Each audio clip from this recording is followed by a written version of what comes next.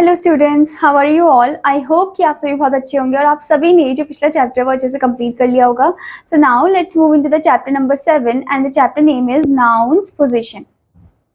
First of all, read the following sentences. First one, the kite of the boy flew high in the sky. The books of Aman are on the table. The toys of the baby fell on the floor. These sentences look awkward, so we write them in a slightly different way. ये sentences थोड़े अलग लग रहे हैं, अजीब लग रहे हैं, तो हम इनको थोड़ा different तरीके से भी लिख सकते हैं. Okay, जैसे कि the boy's kite flew high in the sky, Aman's book are on the table, the baby's toys fell on the floor. Okay, so आप यहाँ पर देख सकते हो कि the apostrophe we have used in the second set of sentences is called apostrophe. मतलब हमने यहाँ पर एक साइन यूज किया है, ठीक है, सेकेंड सेट ऑफ सेंटेंसेस में उसे हम क्या बोलते हैं, अपॉस्ट्रोफी बोलते हैं. Okay, the kite of the boy actually means the kite belonging to the boy, the kite possessed by the boy, so the apostrophe in the second set of sentence show possession. तो kite of the boy का मतलब ये हुआ कि जो kite है वो boy को बिलोंग करती है, वो उसकी काइट है. तो यहाँ पर जो अपॉस्ट्रोफी है वो यही दिखा रहा है कि वो उसका खुद का है, वो जो काइट है वो उसकी है. ठीक है, तो ये क्या शो कर रहा है, ये पोजीशन शो कर रहा है. ठीक है, पर्टिकुलर पर्सन का. Apostrophe is used to show position. Apostrophe हम यूज करते हैं to show the position. Okay, Now let's know about it how to use apostrophe. कैसे हम apostrophe का use करें. Okay, first one, singular nouns add apostrophe s. अगर singular noun है तो उनके साथ हमें apostrophe s को add करना होगा.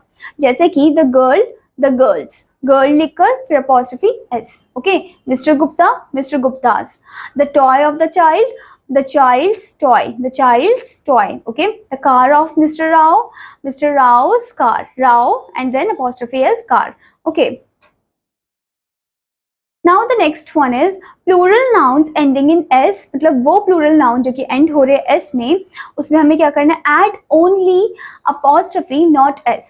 हम उसमें सिर्फ apostrophe add करेंगे, s को add नहीं करेंगे. जैसे कि the girls, अब girls में हम क्या करेंगे, girls पहले spelling पूरी लिखेंगे फिर apostrophe put करेंगे. Okay, the lions. Okay. Next, the book of the students book. Okay, so here you just have to put the apostrophe. Next, the nest of the bird's nest. Now the third rule, plural nouns not ending in s. मतलब वो plural noun जो s में end नहीं हो रहे हैं, ठीक है, तो उनके साथ हम क्या करेंगे, उनके साथ हम add करेंगे apostrophe s. Okay, like children, children's. Okay, children and apostrophe s. Then the men, the men's.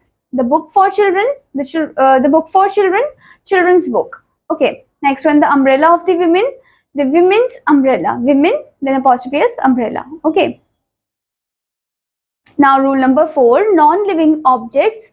Normally we don't use apostrophe s to show position. अब non-living object के साथ हम apostrophe s को नहीं show करते हैं to show the position. Okay, जैसे कि we do not say the table's leg. Okay, it is not right. We say the leg of the table. हम क्या बोलते हैं, leg of the table बोलते हैं. We do not say the jacket's pocket. हम ऐसे नहीं बोलते हैं क्योंकि वो नॉन लिविंग थिंग है. We say the pocket of the jacket. हम क्या बोलते हैं, pocket of the jacket. Okay. Now before going further, let's remember showing possession. Singular nouns, plural nouns not ending in s. Singular noun and plural noun जो कि end नहीं हो रहे s में, उनमें हम add करते हैं apostrophe s. Okay. Next thing, plural nouns ending in S. Plural noun जो एंड हो रहे हैं एस में, उनमें हम सिर्फ अपॉस्ट्रोफी का साइन ऐड करते हैं. Next thing, non living object, normally apostrophe S is not use. Apostrophe S non living object लिए यूज नहीं होता है. Okay, such expressions are quite common.